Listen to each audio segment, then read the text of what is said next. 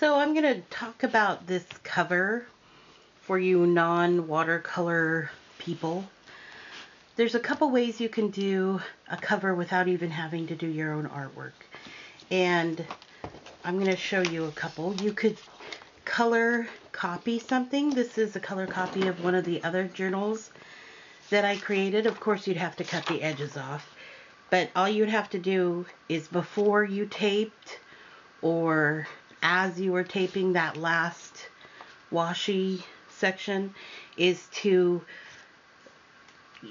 glue stick or maybe double stick tape image that you like a lot onto the cover and then tape over the top.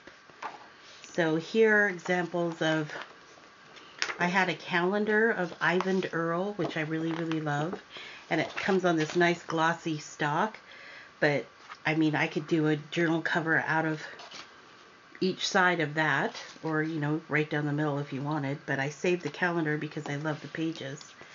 This isn't the right format. This tree actually goes this way, but you could,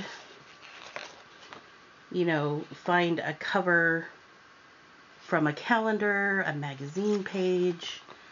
So this is just a cut up calendar, and this is a color copy of another piece of artwork or a journal page. Also, there's this company called Groove Book, and if you notice, it's almost the same. Well, you have a little discrepancy there, but you could washi tape or put cardstock, colorful cardstock, but you get 100 photos and they're printed like magazine printed, not actual photos, but I have some here of my artwork. This is how the book arrives. I'm not affiliated with Groove Book. It's just kind of a cool thing. You could do a collage of your artwork, but they come perforated. That's that little groove right here. That's probably why they're called Groove Book. And anyway, it comes perforated so you can cut them out. And these are just images of my own art. But you could find something that you really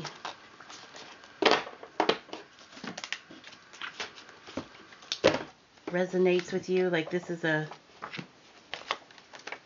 copy of a watercolor that I have done, and you could collage those images. Here's another journal cover I did and had them print. So what you could do is start double stick tape that on and then, you know, add more tape to the bottom and top. You can make it a real kind of fun collagey look if you wanted. So those are options. You could put two different images on a cover. Anyway, so those are my three ideas for different covers. Just think out of the box. You could use scrapbooking paper. You could use a photograph of whoever you're, you know, if you're going to Italy, you could put an image of Italy on there or a map. So just keep your mind open to other ways of creating a cover. Okay, so basically in this stage I use an eraser and a pencil, and then I will go back with a permanent fountain pen or permanent black pen and do an outline. I don't always watercolor this way, but in this case I usually do. So I'm going to do one of my typical swirl covers. And I usually try to have a large swirl and a small swirl or a large swoop. So I'm going to do the swoop down from above. I'll put a couple of these designs on the blog for you to download if you wish. When I'm drawing, I usually turn the paper. So I hope that doesn't distract you. I can't draw just one direction. I do not know why.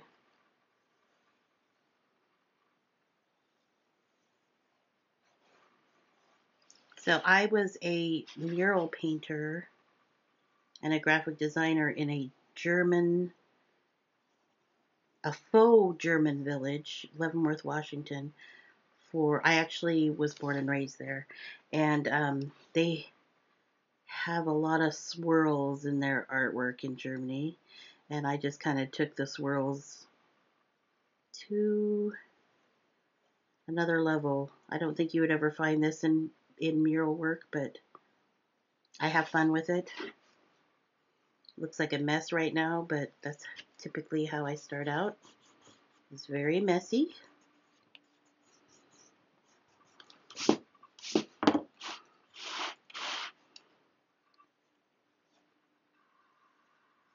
And when I ink it, it'll change a little more.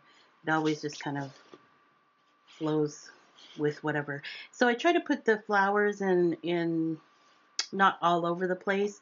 I try to center them in the middle of the swirl somewhere and then lump them. That sounds horrible to lump something, but I try to make them flow throughout the image. So what I'm going to do is kind of create a flow of flowers the curve is going this way, so my flow of flowers is going the opposite way, so they kind of interact with each other. And at first I just put, to represent the flowers, I just put circles so that I vary the sizes.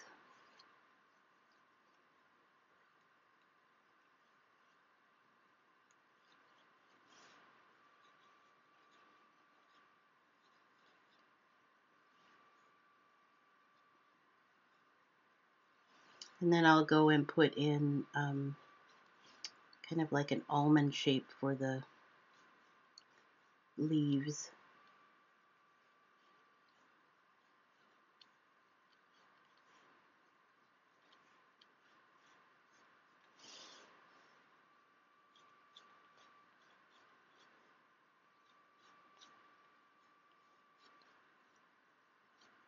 I was going to put a flower there, but I don't think I am now. So that's basically how I start. And then I usually put a little circle and I'll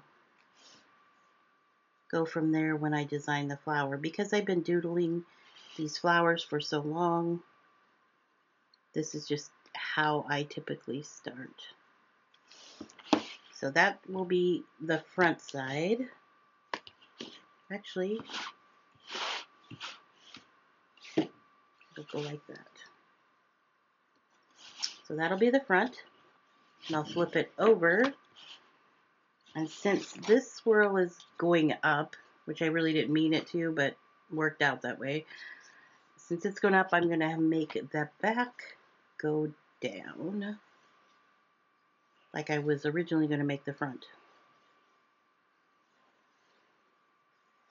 And instead of this decorative swirl with the bumps on it, I'm just going to put a regular swirl.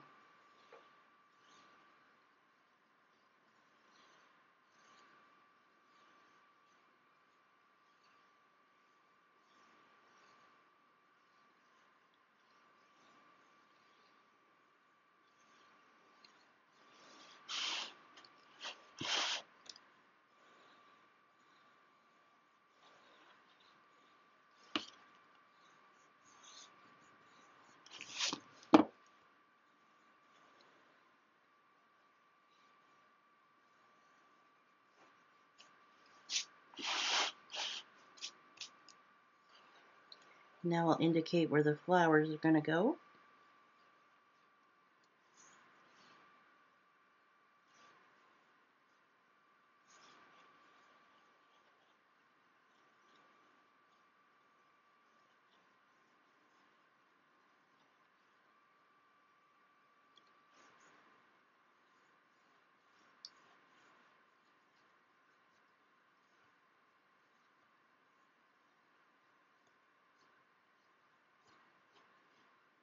And now the leaves.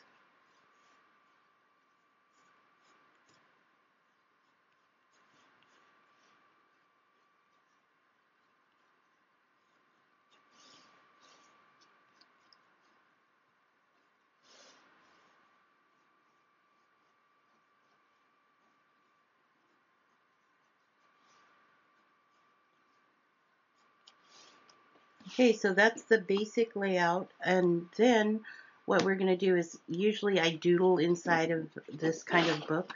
So I'm going to open it up, and wherever I have a label, I'm going to do a little flower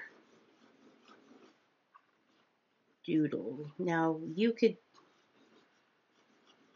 don't have to do this flower doodle bit. You could do anything. I mean, I did a pirate journal, and it had,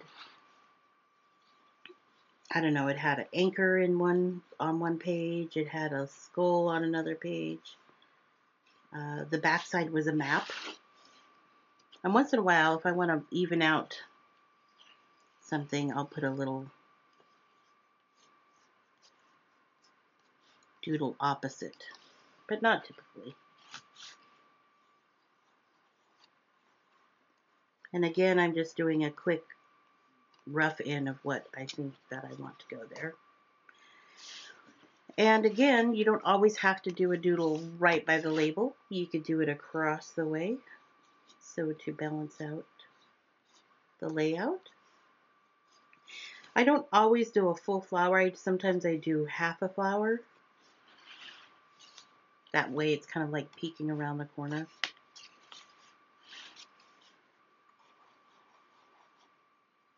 So think about the theme that you're trying to do for your journal. This one just happens to be floral. You don't have to do floral. You could do anything. Bird.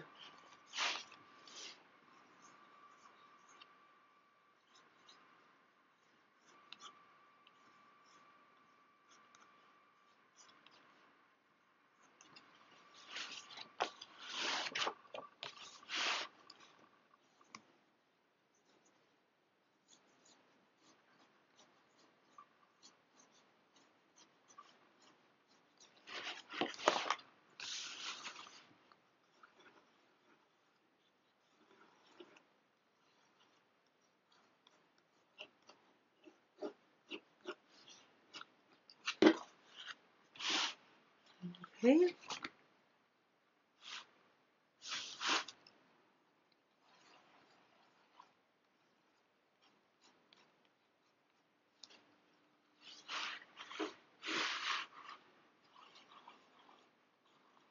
And you don't have to put a doodle on every page. In this case I am.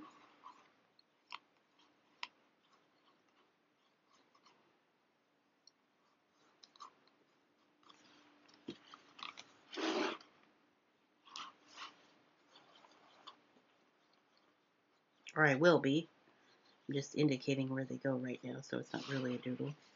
And don't forget your hidden pages.